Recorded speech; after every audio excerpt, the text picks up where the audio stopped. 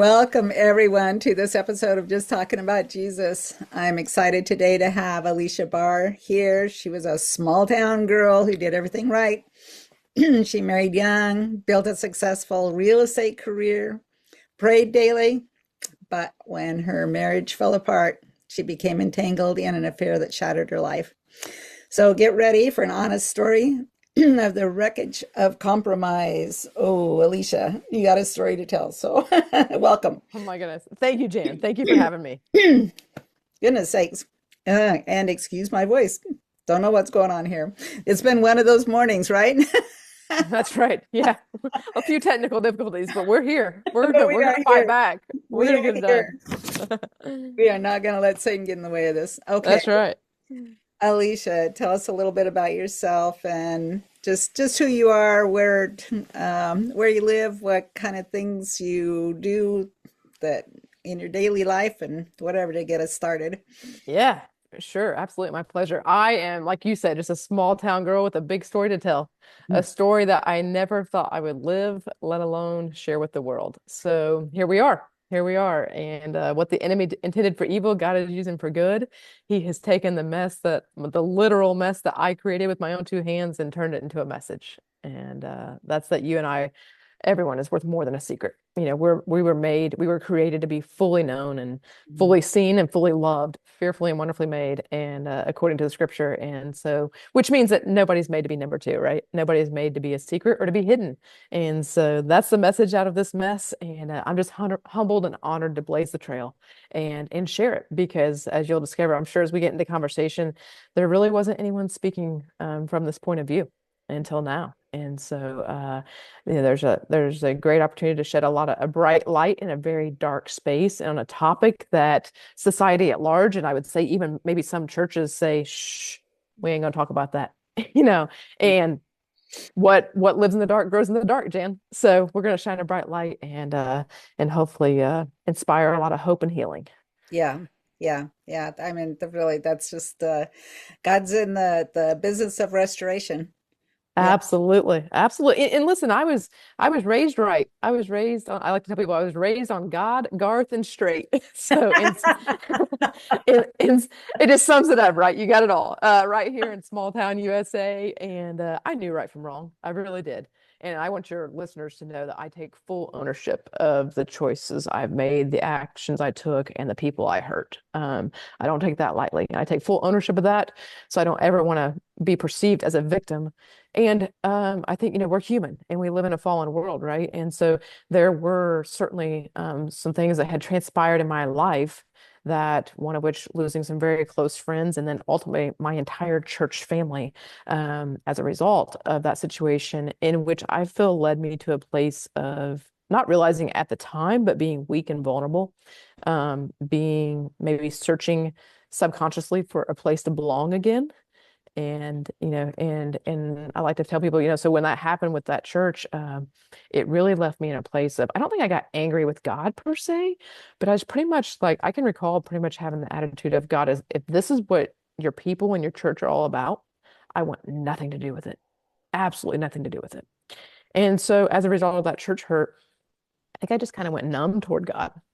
And then temptation lured and it happened and I look back and I'm just like, I was certainly in a weak place at the time, not even realizing it. And that's why I caution people today is like, you know, be careful. First Corinthians 10:12 says, be careful what you judge, or you too could fall into the same sin. And I think at the time that, like I said, I was raised in church, strong foundation of faith, deep roots, loved Jesus, very involved in the church. I mean, I was so involved with that church after approximately 20 years that some people might have suspected I was on staff. That's how closely I worked with those leaders. And so for that church hurt to transpire and unfold the way it did, it wrecked me. I mean, it was just like, oh my gosh. Like, and um, it made me question, how can I walk into another church where I don't know anybody? Are they going to do the harder right? Or are they going to take the easier out? And so it just left me with a lot of questions. It left me in a very volatile place. And unfortunately through that, I fell into a 4-year affair. Yeah. That was a long intro. I'm sorry. But your affair happened after your church. hurt Yeah. situation. Yes. Yes, ma'am. Yeah. A couple years. Yeah. A couple years later.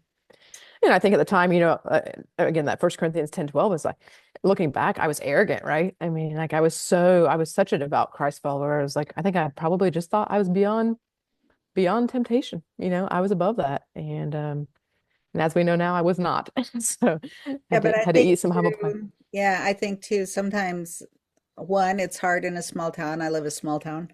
Everybody knows, enough people know you. Not everybody knows you, but enough people know you.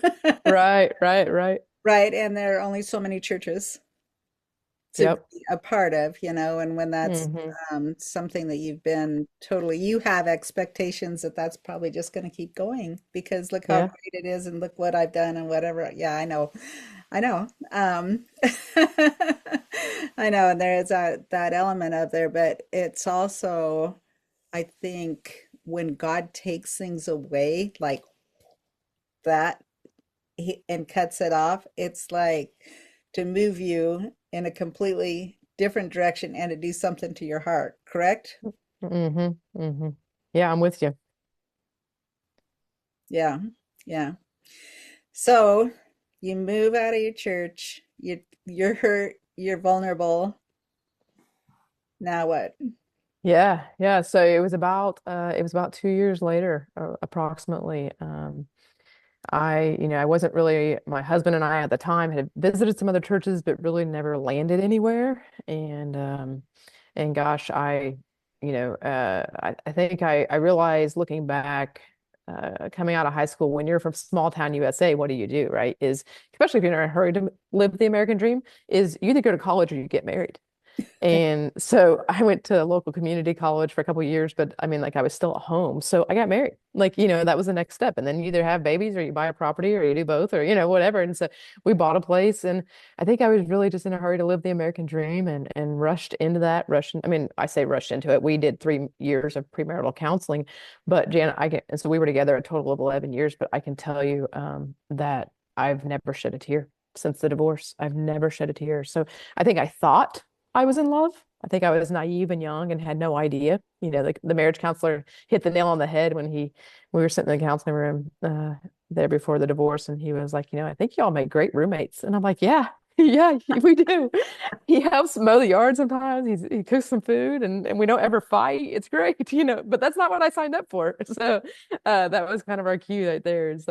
And so about a year before, I want to be clear, I was still married when the affair began, but we were not that it makes it right. I'm not saying that, but we were pretty much living separate lives at that point. And so, um, you know, I I never in a million years thought I would be there, but I crossed paths with the man with the affair, and we were doing a lot of life together, and there came a day that I didn't see it coming, but he reached over and touched my thigh, and the rest is history. And so it's just like, and it was fun. I mean, it was incredible. I mean, he took me to the moon and showed me all the stars. The first two, and I've committed to tell the truth, Jan. So not everybody's gonna like this. I don't particularly like this. I mean, it was out of God's design for a relationship. And it was the most fun I've ever had in my life, those first 2 years of that affair. But here's the deal is sin is fun, right? Sin is enticing. Like we Yeah, don't talk about this enough in church, I don't think. Is like we wouldn't do it if it weren't. right. And so uh we partook, and the first 2 years was just again the most fun years I've ever had in my life to date. To date, I can sit here and say it still today. And I will also say sin is fun until it's not, Until it's not. because eventually it takes a toll. Or if you're not a Christ follower, you know, it is fun until it's not. Because here's the deal, whether Either you're an way, atheist, either way. either way, Right yeah, is right and wrong is that's wrong. right. Yeah. Right. And it will eventually catch up and take a toll, because whether you're an atheist or whether you're a Christ follower, no human is made to be a number two. No human's made to be a secret. No human's made to be hidden. And so 2 years into this affair, I have a rock bottom moment. Now be mindful, only he and I know, like we're doing life together in the light of day. But only he and I know about the affair. And he always told me that this was something we were going to take to our graves. But a person can only be degraded, belittled, and ditched so many times Mhm. consistently. And not because that's what he wanted. He didn't like it. He didn't want it to be that way, but because of the position I was in as the other woman or as the mistress, that was the reality. And again, I'm not looking for sympathy or empathy here. I was in the wrong. It's just the reality of the situation. And no But humans. he was married too. Yes, Yeah, yes, yeah. yes. And he was also 30 years older than me. So that's another significant piece of this. Now people would say, oh, he was older, he knew better. I knew better too. I want to take full ownership. I knew better too. Regardless, was it a power struggle? So we won't even go down that rabbit trail. A conversation for another day. But nonetheless, at that rock bottom moment, he always said this was something we were going to take to our graves. And this was something like I had came to care about. Don't think I realized at the time that I was in love, but certainly looking back, no doubt. Um, I didn't want to breach his confidence. Mm. And so he's telling me we're going to take this to our graves, and I'm feel like I'm dying a slow death behind the four walls of my home, when he's not here. And so I go searching in confidence for someone to relate to, not as a victim. I just wanted to find somebody that had been in my shoes. How did she not only break free from the toxicity of this relationship, but how did she ever learn to thrive again, not just survive? Mhm. And Jan, I couldn't find it. I mean, to this day, my team, my publicity team, my publisher, nobody can find it until I release this book. And so that was that moment of just like, it's by the grace of God, literally, that I ever broke free, let alone that I'm now on my healing journey and learning to thrive again, because it was a very dark moment. I couldn't find anybody to, I felt convicted before I ever wrote this to tell the real, raw, and unfiltered version. And I started feeling nudged about 3 years ago, a little over 3 years ago, that God was telling me that there's going to be purpose in the pain and feeling called to serve the woman I used to be. And so in order to do that, I had to go back to that rock bottom moment and say, okay, what was I looking for? What did I need? I needed to feel seen, heard, understood, someone that could also understand what it's like to be torn between longing and loss, despite knowing right from wrong, and then the high highs, the low lows. And so I tell the real story. I mean, I tell it how it is. And I also like to tell people, you can't chase Jesus when you're living in sin. So Mm. I certainly was not chasing Jesus during this part of the story. And Mm. I'm telling you how it is, because I believe the woman I used to be, that woman that finds this resource today, that's what she's going to connect with. Mhm. She's going to relate. And then obviously my story leads into my healing journey, but the affair continued for another 2 years. And I have to believe if at that time I had found someone to connect with, someone that had been there and found her way out, that maybe it wouldn't have continued so much longer. But I tangibly did not know how. How do you walk away from someone that you care so deeply for, you Mhm. know? And so the affair continued for another 2 years.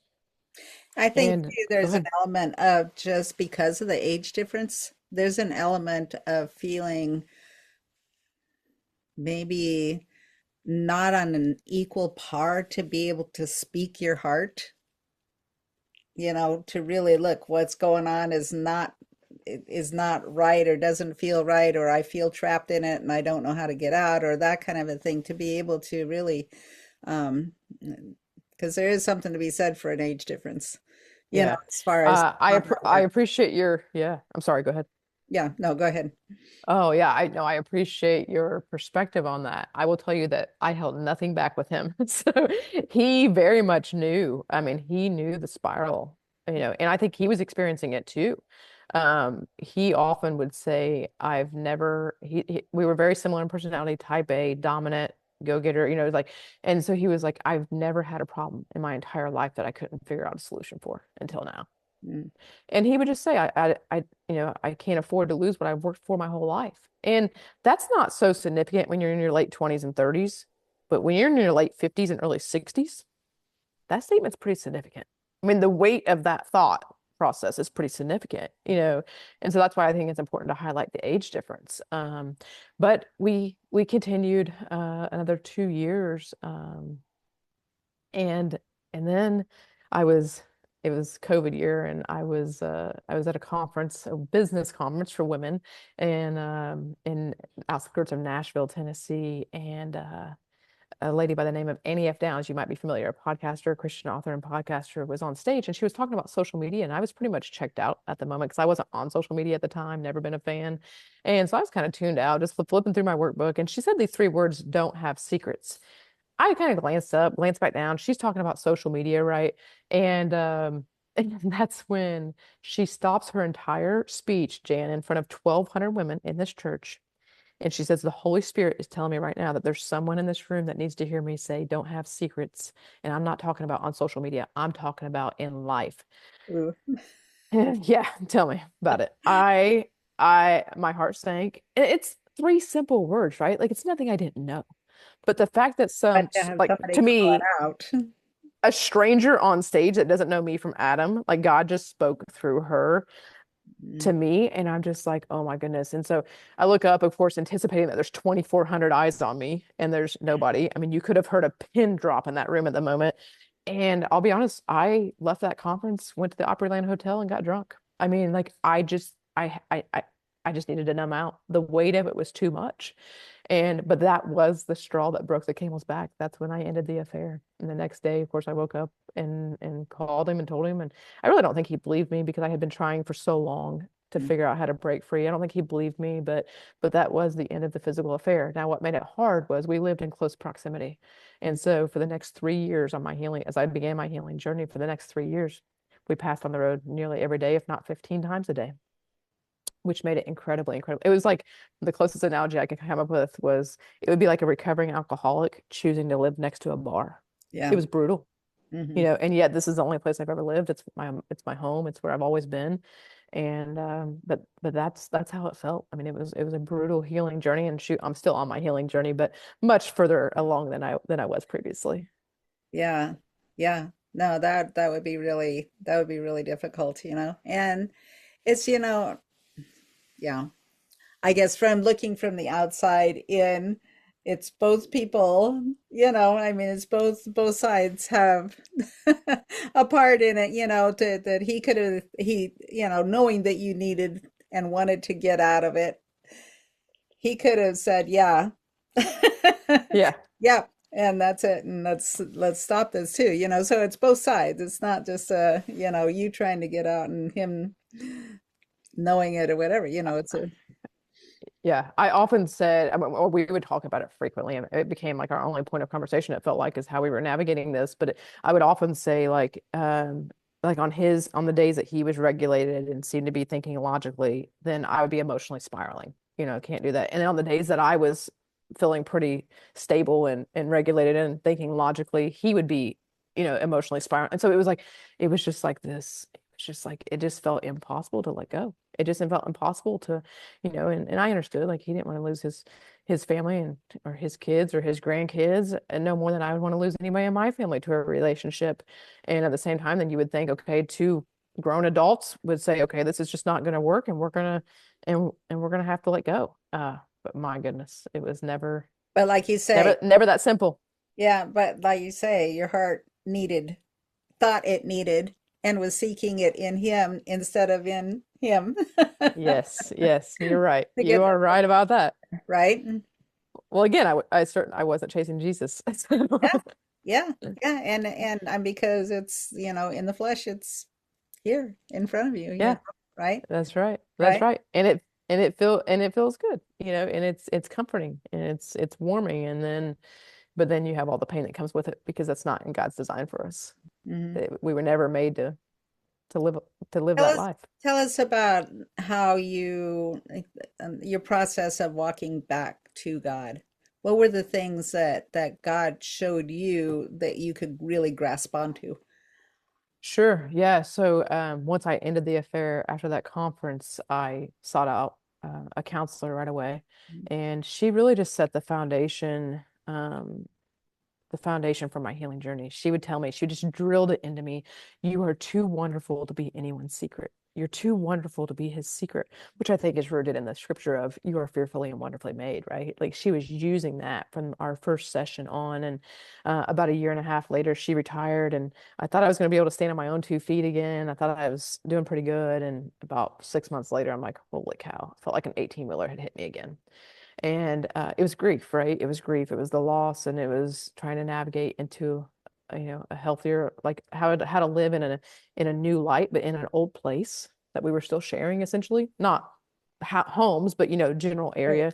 location. And so I sought out and met a second counselor, and she just continued to build on that. My favorite definition of grief is that grief is the gap between what we thought would be and what really is. I Mhm. think growing up, I often, and at no fault of anybody, but I always just paralleled grief with death.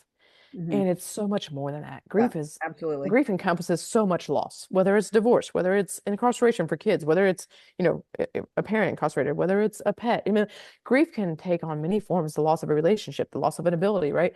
And so I think there was a lot that I was grieving. I Yeah. mean, because we had done some work together, and so we were involved. Like the level of enmeshment with him, it wasn't just like he was my lover. Mhm. I mean, he represented, if you think about it on like a bicycle wheel, all the spokes on a bicycle wheel, I mean, he represented a multitude of spokes. I mean, our lives were intertwined and entangled in extreme ways, so it wasn't like this was just somebody out of state that I just, he wasn't just a lover. He represented multiple facets. And so I think I was grieving the loss of a lot of different things, Mhm. not just, that relationship. And I was determined, I mean, of course, we lived in the same area, so I was determined to hold on as neighbors and as friends with a death grip, uh, even beyond ending the physical affair. Now ultimately they ended up moving out of state and such, but it was a long journey before that happened. But when I was in counseling, to answer your question, I told my second counselor, her name's Rachel Long. She founded Joshua Center, which is a grief center for kids. Thankfully, they don't turn away adults. But I told her when I went in there, I said, listen, I was raised on a foundation of faith. Like I've always loved Jesus, and it's time for me to come back and this, obviously told her my story and the church hurt that had transpired and how I kind of went numb to God. And so I asked her to include um, the spiritual side and scriptures as she counseled me through that journey. And so it was a long, slow process, but that I like to tell people that it's like, I'd always heard growing up, because I mean, I was going to church right out of the womb. So like I always heard from the pulpit, you hear about forgiveness and grace and mercy, and you sing about it. But Jen, I don't think I'd ever really like fully experienced it Yeah. until I came out of this situation. And once you've experienced it, it's just like it's hard to articulate, right?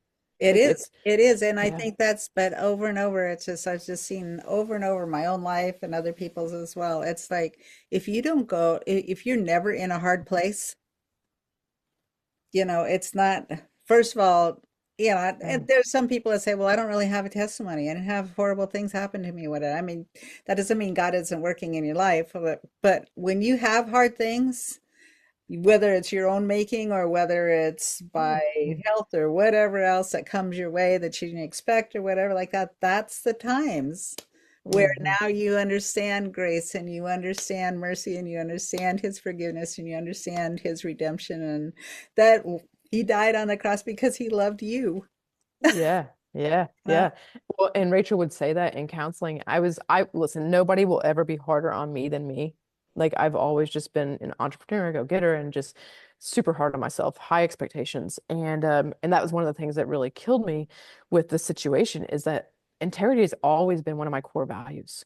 I even to the point that I told him, I was like, if anybody ever asks, including your wife, the cat's out of the bag. But somehow in some jacked up way, I justified living the lie. And that just eats me alive. With that said, there would be times I would go into the counseling room and I would make a comment maybe about myself or just, oh, she made her bed, she's gonna lay in it. I guess that's me now, And Rachel she would about fall out of her chair, my counselor. She would be like, and she would turn the table and she would be like, because she knows I love and adore my nieces and nephews, and she'd be like, is that what you would say to your niece? Like you made your bed, you get to lay in it now? Like, is that how you would treat a child? yeah. I'm like, well, no, of course not. And she's like, you're a child of God. I'm a child of God. So I'm growing in this lane, Jan. I mean, I am. It's, off. I didn't really, female empathy wasn't, just not something I experienced a lot. We're just we're just strong, we're just independent, we just push through, we just, Yeah. and so I've never really offered myself a lot of empathy and grace, but I'm certainly growing in that area because I do realize like I am a child of God. And Mhm. that's not how my Heavenly Father talks to me, nor is that how I would talk to any child on this earth. So why am I talking to myself that way, if that makes sense? Yeah. Yeah. And just But again, you don't realize, I mean, fortunately for you, you found a wonderful Christian counselor. That's hard and yeah, in a small town. yeah. That's not, I did have to go to a little bit larger town, but we did find her. but not always easy to find. You know, praise God that that happened in your life Yeah, to thank have you. somebody to guide you along that way too, because it takes somebody Absolutely. else to be able to, you get myopic. You know, Yeah. you're only looking at your situation where you're in, and when you're enmeshed in or whatever, you don't see outside. You need somebody Yeah. else to be speaking truth into you, Yeah. especially at that point when you're ready to listen. That's right. If somebody had handed me, these resources in the first 2 years, I'd have been like, okay, so it's fun until it's not. I'm having fun right now, but Mhm. when you get sick and tired of being sick and tired, Yeah. it's eventually going to catch up. And when it takes a toll, that's when you're ready for change. Hmm. And that's when your ears open. Sometimes you still can't see the forest for the trees, right? I mean, but that's where, like you said, the Bible says, seek wise counsel. Hmm. And that's what my first counselor and ultimately Rachel did for me. Yeah. Yeah. So what is it that you throughout this really have learned that you want women or men really to learn from this situation? Yeah, you are worth more than a secret. There is nothing. And this is the other thing that Rachel would tell me is like, whether it's something I was being hard on myself about, or maybe just the affair, all the lies, that the domino effect of lies to protect the original big, fall, was that's what Jesus went to the cross for. Like, it's done. You're already forgiven. You don't have to carry shame and guilt. Mm. I'm not sure if you're familiar with Dr. Michael Slepian from Columbia University. He wrote a book called Secret Life of Secrets, and in that he shares about a survey he conducted of 50,000 people, and he learned that on average they carried 13 secrets each, five of which they had never spoken out loud, Mm. which tells me that whether it's at your church, whether it's at a conference, whether it's no matter a restaurant, there's somebody in that room Yeah. that's carrying something, Hmm. that's living under the burden of shame and guilt and stuck in the bondage of secrecy. And so this is so much broader. Sure, my fall, my secret was an extramarital affair. Hmm. The secret can take on many different forms and faces, right? The secret could be different. You may not relate to my story, but the the consequences or the side effects of living in the bondage of secrecy are parallel. Hmm. Living under the burden of shame and guilt is universal. You know Hmm. what I'm saying? And so, sure, I felt called to serve the woman I used to be, to lay my story on the table. Um, but what's been incredible to see what God's doing with this story is that people are connecting, even if they haven't been in my particular situation, because they've lived in the bondage of secrecy, or they've carried so much shame and guilt that they were too scared to tell anyone. And I think just going first and saying, y'all, it's time to talk about it. It's okay to talk about it. It's what Jesus went to the cross for. You're already forgiven, and he already knows, Right. and he's called us to live an abundant life. Yeah. And I don't believe an abundant life involves secrecy, Right. and so you are worth more than a secret. I am worth more than a secret. You're made to be fully known, fully loved, fully and wonderfully made. Like, live in that, Yeah. and unleash, remove the burden, trade in the shame and guilt for the forgiveness, grace, and freedom that's found in Jesus. Tell us, we have a few minutes left. Tell us about your book. What's the title of the book, where people could find it, and what the it sounds like that your bottom line is yes, grace and no more secrets. But yeah, That's share that right. with Yeah. us. Yeah. The book is called More Than a Secret: How a Mistress Broke Free from Her Affair, and it's available everywhere books are sold. You can also visit aliciabarr.com to connect with us, to opt in for ongoing news updates and letters, and our social media handles are there. So everything is there. But there's also an Audible version that I'm super excited about because Rachel, my most recent counselor and pastor and now dear friend, actually went into the recording studio with me, and we recorded conversation pieces around every chapter. And so there's some behind the scenes and just additional information and explanation for every chapter of More Than a Secret on the Audible version as well. Yeah. Oh, that sounds wonderful. That addition is, yeah, would be great. Great to be able to have. Yeah, yeah. Yeah, I've recorded audio as well, so I know I know I know that whole picture. Sure, sure. Yeah. It was a lot of fun. It was a lot of fun to do Mhm. that with her, and just to be able to just even just it was kind of a mark on the page of like look how far we've come and how the work God's done, Mhm. in the last Exactly. several years. Yeah. Yeah, And to go from the rock bottom moment to now there's a resource for the world, for the woman I used to be that will outlive me. That's there right. until Jesus comes back.